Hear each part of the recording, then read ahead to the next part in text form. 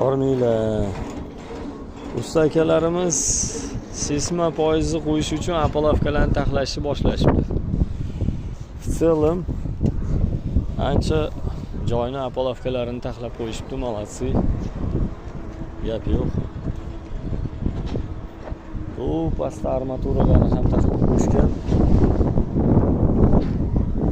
Va undan tashqari zagotovka ishlari bo'lib turibdi.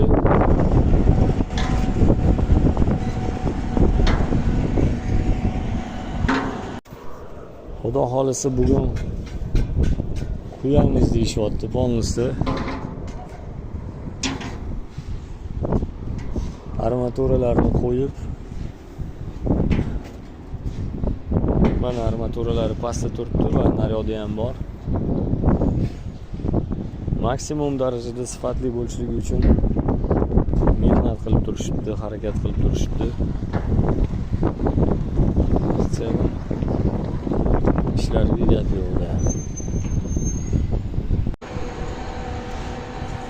Tak. Zagotovka bo'lgan joyga o'tishimga mana shu ikkita truba xalaqit berar ekanda. Yuz shamol bo'lib turibdi, mayli, orqaga sekin qaytaman-da.